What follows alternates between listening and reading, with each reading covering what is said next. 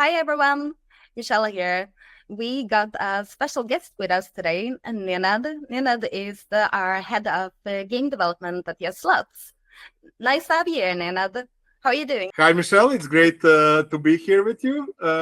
And hi to everyone listening.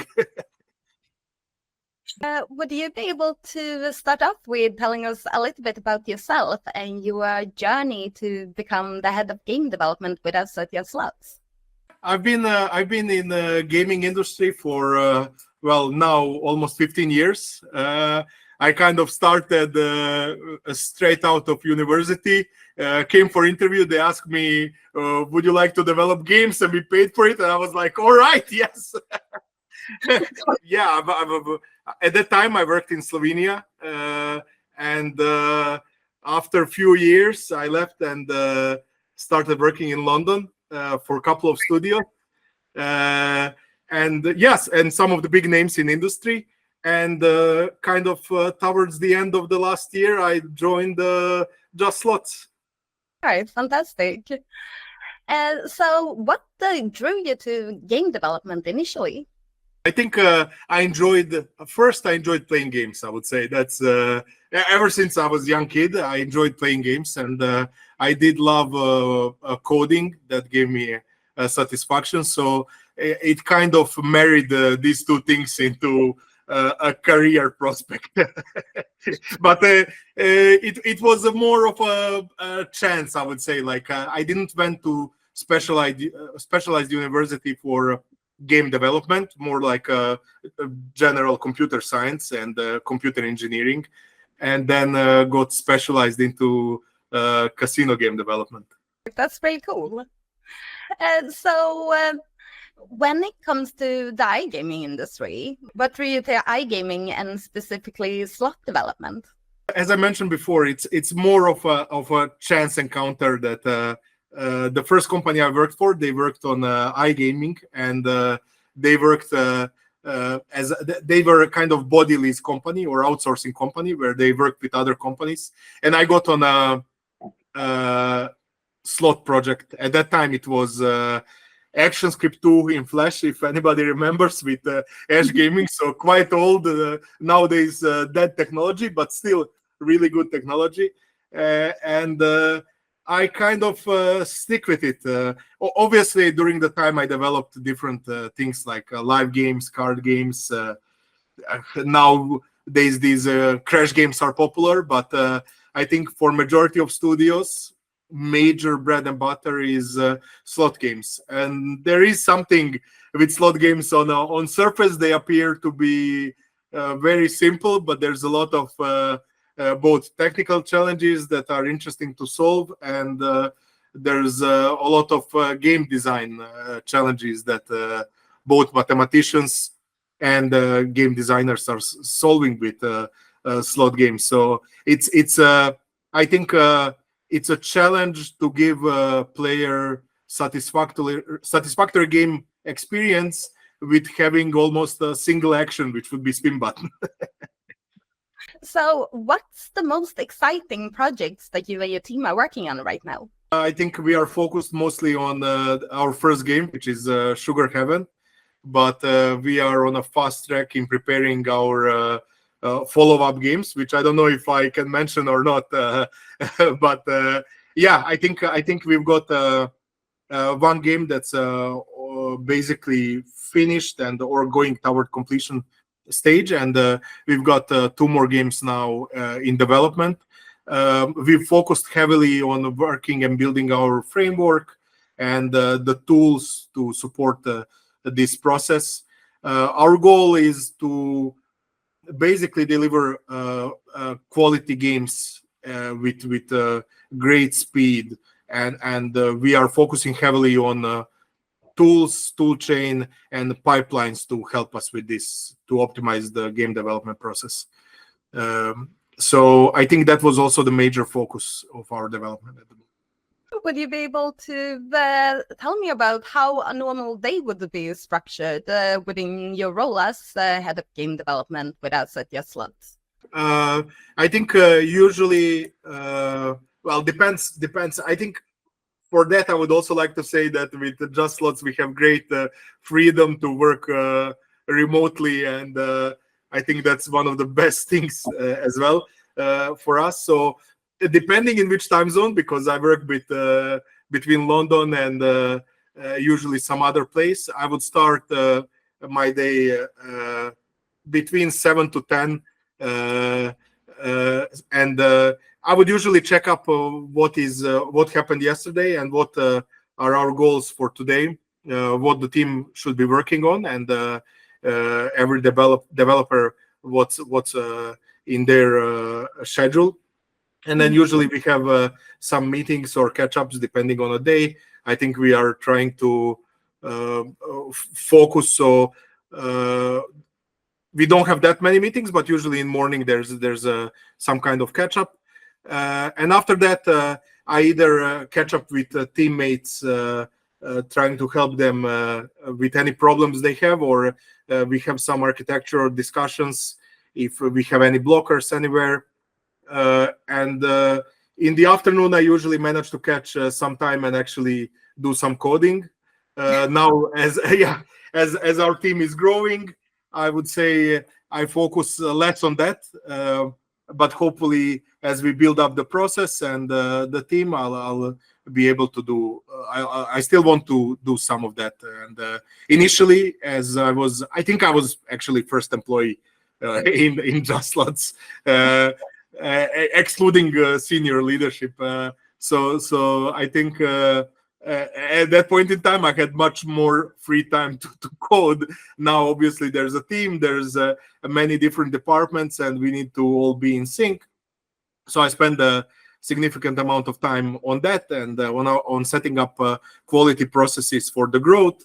But I still want to actively code and contribute and work with people, work on PRs, on architecture, and it's not just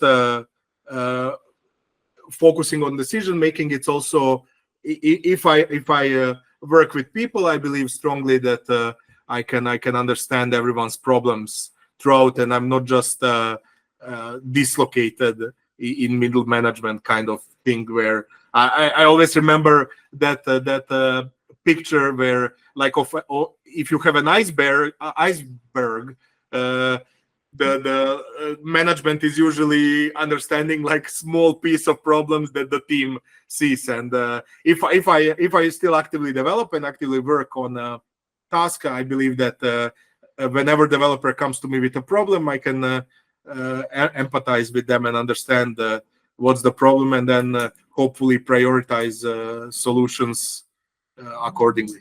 And when I hired you, obviously you were the first person in the team under the CTO.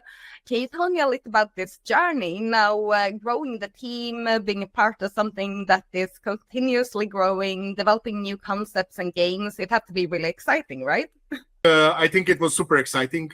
Before coming here, I had some startup experience. So in 2 companies where I worked predating Just Slots, I was also early hire, but not as early as this. It was really, I know, and you know, as recruiters, you love to advertise greenfield projects because everyone wants to work on a greenfield project, but this was a complete greenfield. There was nothing basically when I joined, and Jonah, who is the CTO, we started setting up infrastructure. We started discussing how we want to set up the teams, how we want to set up the architecture, the tools, what are our goals, and it was quite interesting, I must say. It was really, I think it's a great challenge. And I think we've come far from those initial steps when we kind of stood in this green field and started building something. And but I would say we have a foundation going on. We may have first house, which is our first game, but we have a strong foundation, and we are still viewing this foundation as a thing that we need to work on to be able to build better and faster the following houses, which would be the next games. So I think it was super exciting. It was rarely you get opportunity to work on a greenfield project that is completely new company. It's you would get a new game, but here we started from zero, and now we've got a lot of infrastructure, a lot of tools. Our pipelines for development are getting bigger and hopefully better. And yeah, our first game is kind of getting to delivery stage, so it's gonna be good to see how the game performs, uh, uh, both technically and financially. But yeah, I think we are still at an early stage, even though we've been working now for a long time. Well, relatively long time. In that time, we also started building the team. So obviously, hiring takes part of it. Training other people, getting everyone on the same page takes time. But I think we've got a strong foundation, and we'll just keep building on top of it. But it was super exciting, and while it is, I would say, almost an amazing experience, it's also tough. There's a lot of hours invested to get us where we are at the moment, and I think there's a lot more hours that we need to work to get where we want to get. But I think we are on the right track, and I really enjoy watching every week what we deliver and where we are heading. So it's always kind of a race between our aspirations. We have some dream where we want to be, and there are resources that we have now, what we want to deliver now, and then obviously we want to deliver products that we see these tools and everything that we have being actually used in practice. So it's kind of a race between all these priorities, and there is a final goal to which we want to reach and it's probably going to take us a few years. I think the initial concepts or the initial goals of what we want to see as a tech team and tech tools, this Just Slots tech that we have a dream to deliver. It will take us a couple of years. But in the meantime, we'll deliver some games, and we want to see this used in practice. So we didn't want to front load kind of predicting, oh, these are all the things we want to have in our framework. All of this we want to deliver, and then work for months and months until we actually deliver this, and only then work on a game. With business, I think this works well as well. So we see in practice how our tools and everything that we built performs, and then we'll adjust our direction after that. I love how passionate you seem about what you're doing. It really shows that you love you. What you do. It's amazing. I do try. I think if, and I think our whole team is really trying to breed this, and if we are passionate and we kind of get other people to be passionate about this idea, about this goal where we want to get, it's much easier, and it's much more fun in the end. It's not just I don't want this to be a 9 to 5 job for us. Obviously you work your hours, but if we have a dream and we as a team run and strive to achieve that, and we are all on the same board, I think it's much more fun, and I think it's easier to be successful.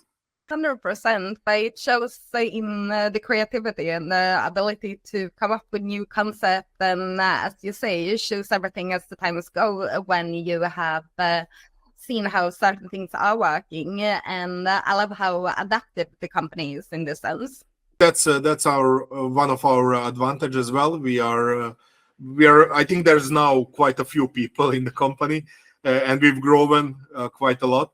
That occasionally I need to think what's the name of a person, so that means there's quite a few people already. But we are still a small company. I think we operate on a small company ideas. We are still one team, and I think we'll keep that kind of direction going for some time. I think that's also a goal, not to be overcumbered by bureaucracy or where kind of big companies get sluggish. I think that's our advantage, and we should strive to keep that advantage going as long as we can. So I think, yeah, I think many people have direct lines of communication. Many people discuss things directly with me, with Jonah, and vice versa. Like people from other departments discuss directly with developers on the ground, so we don't have some big bureaucratic apparatus behind to get things done. So we are still in that phase where we can get things done quickly and efficiently. And I hope we manage to, as we grow, I think that's one of the hardest challenges. Growth with keeping the get things done attitude, but obviously with a sense of quality. So I'm sure the audience want to get to know you a little bit more. So I have some questions. What do you normally like to do when you don't develop games? Well, as I said initially, I love to play games. So I love to play video games. I even have a shirt of a video game character. And I love assembling Lego bricks. So that's yeah, I can put that out. I have also Lego passport. Yeah, so that's one of my passions. I think it's really calming, but also it's really nice for anyone who's into engineering. I think it's they have like amazing solutions, and it kind of tickles your brain. It's similar to coding. You build some things, there are challenges, and so it's really good. I think Lego bricks are amazing, and I love playing board games. Board games are my massive passion, and yeah, so that's I love spending time. I play mostly with people, so it's I mean in person, like tabletop games and all of that, but in person, not online. So you actually spend time with actual real people. And I think that's important, especially since when you work from home, it's different than when you work from office. So you are much less in touch with real persons. So I love to doing that, and occasionally I fiddle in game design for board game side. I love to one day. Yes, I'd love one day to be able to release my own board game. But I think that the day is far away. At the moment, I'm mostly focused on just slots. That sounds really exciting. Yeah, it's really cool. I think anyone in gaming loves to see things that you build, and then players get to use them and enjoy them, and you deliver entertainment to people. I think a board game in essence is the same. It's I would love to see something that people would use and play and interact with, and I was part of designing that experience. So yeah, that would be really cool. When you design one, let me know. That's one of the few ways to get my teenagers to hang out with me. So that would be amazing. Nice. We'll do definitely. So, if you would describe the working culture at your slots, how would you describe it in one sentence? I'd say, I think I'll pick a couple of words. I don't know if I can assemble a one sentence. That can be quite hard. I would say I'm grateful for freedom this gives me, both from a position of working anywhere and freedom in terms of how we do it. So I think we as a tech team have a lot of independence, and so I'm grateful for that. I think that's great. I think we have a great bunch of people that got hired. So thank you for that as well. I think yeah, I don't want to just praise the tech team. I think overall it's really nice interacting and communicating with everyone. We've just had our dev meetup in Prague, so that it was really cool meeting a lot of new people that I've never met in person and interacted only through camera, through virtual environment. So yeah, and then obviously I think there's a product which I think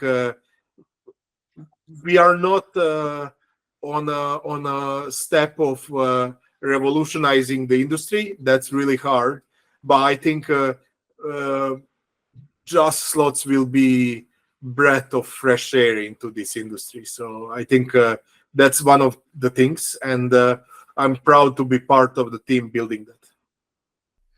So, what skills and soft skills would you normally be looking for when you are looking for someone new to join your team? Technical skills, it's I think we've been quite I don't want to say loose on recruitment. That's maybe not the right word. We were not strictly hiring from iGaming industry or from gaming industry. uh, I think we are looking for affinity in developers to do this well, and uh, it's more important to us that we see that someone would fit in a team and actually be able to deliver this than having actual on the paper experience from iGaming industry or for gaming industry. I think these things we can learn, and so we did allow freedom of choice in terms of that. So we did uh, assemble a group of people that have a variety of experience. Obviously, our focus is always on iGaming. So if we have a right candidate with iGaming experience or gaming experience, uh, they would have advantage in a sense. But we haven't been just looking for those kinds of candidates.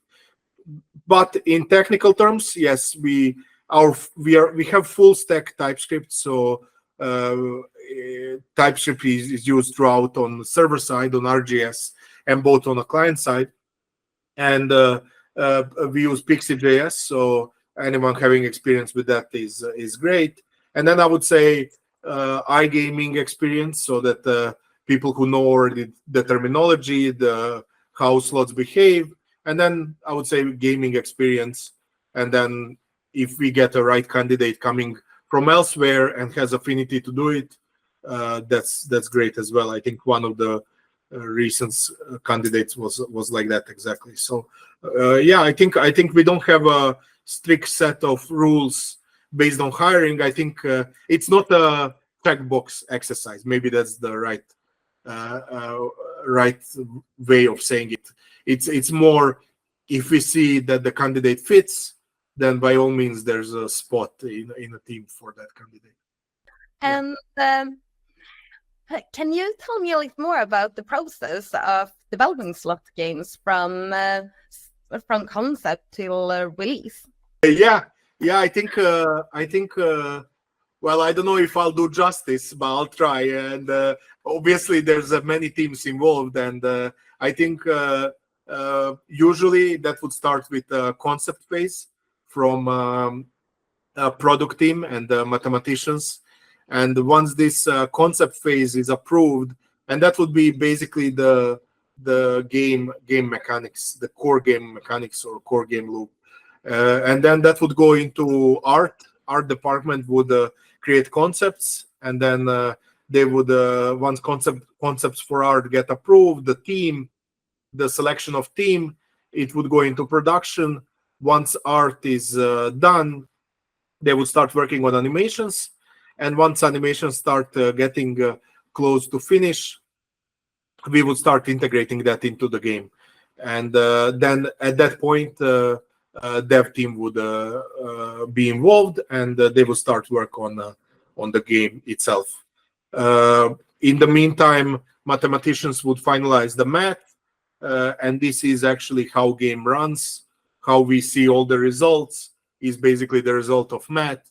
And that would be built on a server side on RGS, and the devs would develop RGS as one of the first things, including the protocol and everything that the client team would then integrate with. And then once we integrate the initial art and we go into proper development, we would go into feature by feature unique development of the game. Like on Sugar Heaven, we have, for example, Super Wilds. Developer would develop each of those aspects of the game on Sugar Heaven. Behind that, we have our own Just Slots framework, which would handle majority or all reusable parts. So, for example, spinning and all of that would come from framework itself, and that would be reusable between the games. We kind of have configuration-driven, I don't know if I would say development, but games where a lot of things that are reusable are configurable. So this gives freedom to stakeholders or product owners to actually configure parts of the game without work with actual developers. So behavior can change or vary depending on choices that product owners take without specific implementation. QA phase, which QA department would basically try to destroy the game. And depending how successful they are, then we have to go back into development and fix all of those problems that are identified. And then the final phase would be certification and going live.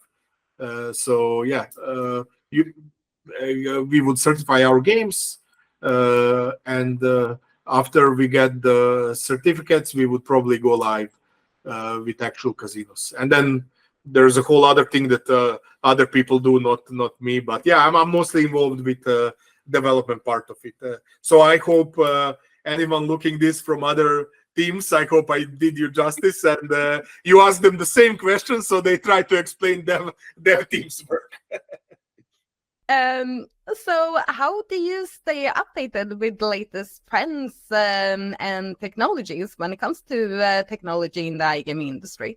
Yeah, I think it's not in particular iGaming. I would say the technologies we use are widespread, but it's more trying to find best solutions for our set of problems. It doesn't need to be the latest technology as long as it solves the problems we have. So yeah, I think that would be probably the right answer. I don't. I would love to be on a edge of like cutting edge of technological world, but I think we are not there. We use battle tried solutions so that we know what actually works and we focus on that.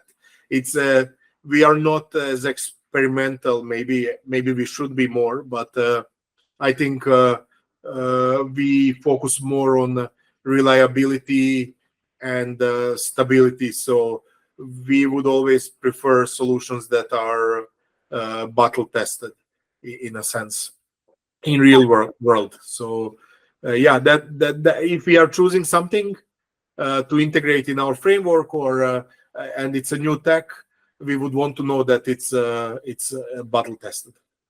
That makes sense. Considering that the company is new, however, there's no legacy systems in place or anything like that, right? Yeah, as I said, it was a greenfield project. So at that point in time, we did kind of started with the best and the most well-known things. So and I think the libraries and underlying system that we use will keep them up to date. And it's not like we would allow ourselves to get into kind of legacy structure where we need to maintain a system that's been 10 years old once we are 10 years old company. So I think we won't get into that situation. But yeah, it's at the same time, I think everything we work on is kind of well tested, and it's almost like standard in industry. Anyone coming from this industry would know that, and would see that this is a standard.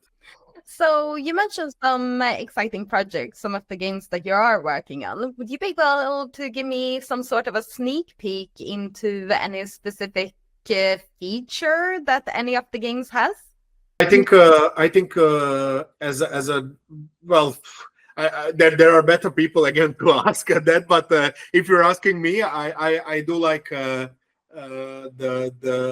way Super Wild was integrated in Sugar Heaven. I hope we see more of that feature. It's yeah. Do we say it's innovative feature? Maybe not, but the way game has been assembled, I think it's really neat. It's nice to play. It's exciting.